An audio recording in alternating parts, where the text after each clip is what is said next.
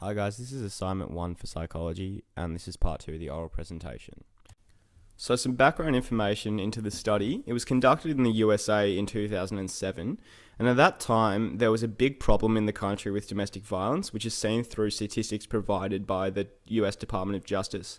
Those statistics included 700,000 violent crimes being committed per year by intimate partners, and around half of all female victims of those offences lived with kids under the age of 12 who were actually seeing those offences most likely on most occasions. And around half of all men who abuse women tend to also abuse their children or children who live with them. Abuse and witnessing abuse has been seen to generate issues in children. Those issues and difficulties are things like behavioural, emotional and social problems. And those problems include things such as depression, anxiety, academic difficulty, low self-esteem, and most of all, importantly for this study, is aggression. So those problems show a trend of violence in adulthood, both between non-family members as well as family members. So a key theory in this study is the theory of intergenerational transmission of violence, and that research into that has shown a link between exposure to violence and violent adult offences. And that's brought upon by a theory which has been studied by Albert Bandura in 1973, which is called the social learning theory, which suggests that children who observe modeled behaviour learn how to replicate that behaviour if positive reinforcement has been given to it. So if positive reinforcement's been given to violent offences which children have observed, they will most likely replicate that behaviour in future. So that also causes children to inherit ineffective communication and conflict resolution techniques, and it's been shown that violence in particular is learnt through modelling, through two aspects of modelling, both general and specific.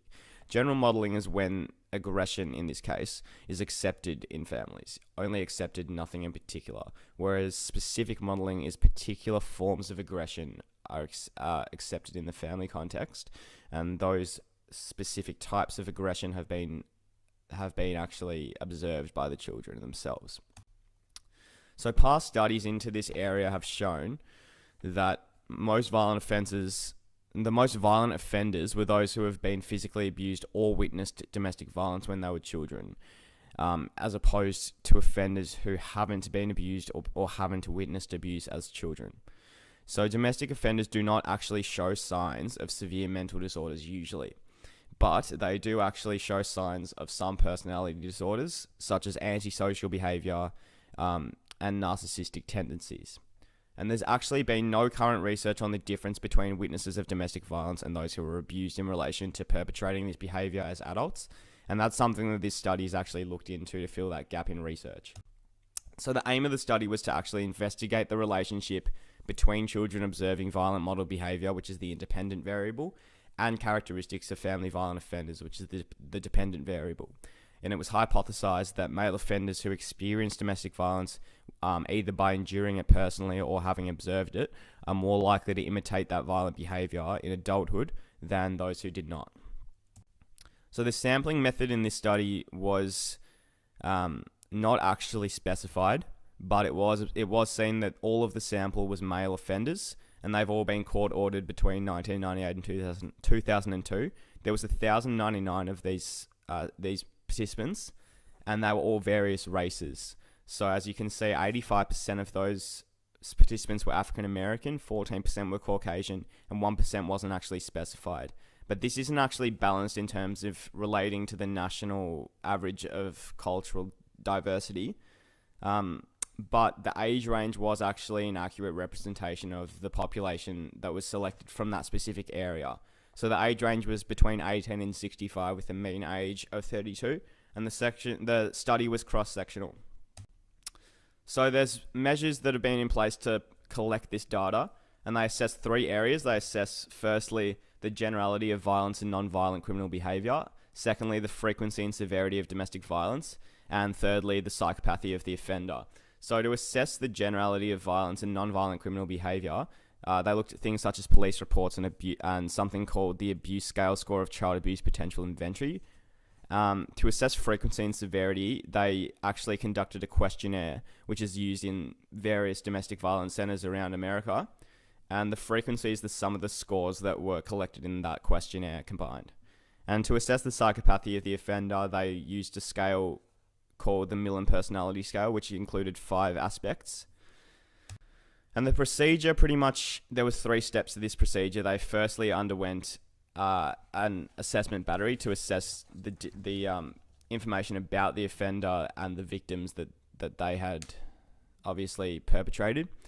And then following up, that was actually done in a group setting. So most of the participants were doing that at the same time. And then that was followed up by an individual interview, which lasted about 45 minutes and was conducted by either advanced graduate students or master's or doctoral level professionals in the area of study.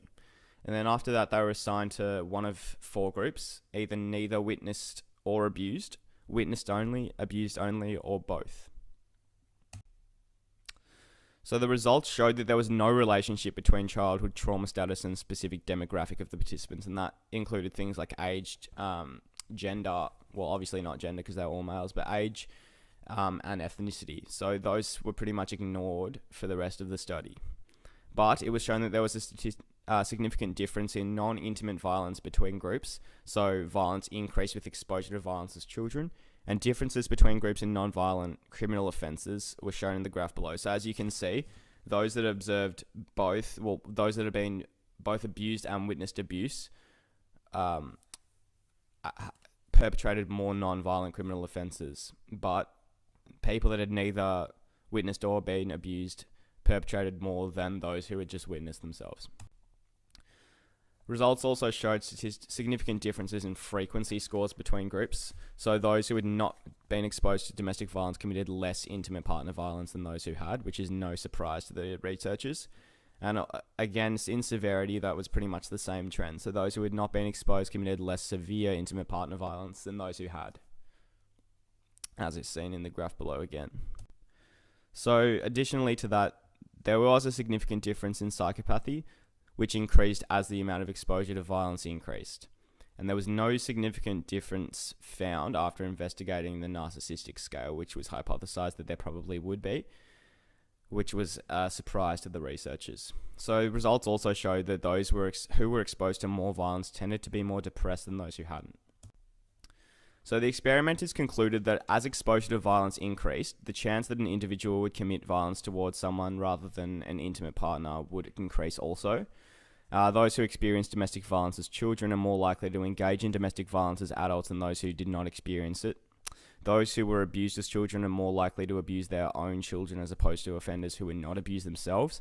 And finally, those who were abused as children were more likely to engage in domestic violence than those who witnessed abuse but were not abused themselves. So some limitations to this study is that no group which does not undertake domestic violence after experiencing childhood violence is included. So there was no comparison group, no group that hadn't perpetrated these offences after having been abused as children.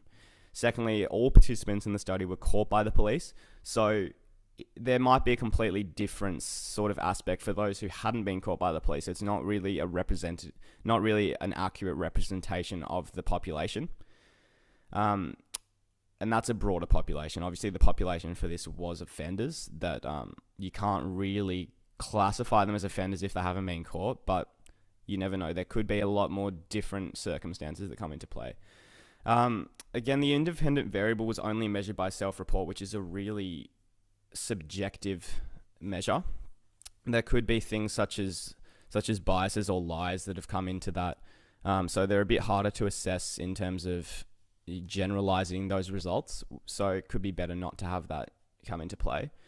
And again, those self-reports or those questionnaires were actually, so the questions in there were quite subjective. Again, the circumstances of these situations, they're not accounted for. So you can't actually be fully sure that the violence that was perpetrated was a result of that childhood exposure. It could be completely different circumstances. And the sample's not a true representation of the population because all of the samples were from one specific area. That area could potentially be a really problematic area and could not really reflect the true nature of all of the offenders as a whole, because this is obviously assessing offenders in the United States. That's a pretty large population group, and to have all of the offenders from one area is quite problematic for the study. So for future research, a longitudinal study should probably be undertaken which pretty much eliminates the subjectivity of the self-report and obviously monitors the circumstances of the abuse. So you can eliminate two of those limitations in one go by doing a longitudinal studying instead of a cross-sectional study. And obviously sampling from various locations around the population group would create a more generalizable result, because obviously those participants the sample would be a true representation of the population. Creating a comparison group would give a true representation of how offenders have been impacted by how exposure impacts the behavior, because you can see the other side of the equation, those who haven't actually offended. And by using less subjective measures to gather data, like making sure those questions eliminate any aspect of subjectivity, would create much more solid results that can be generalized to the wider population.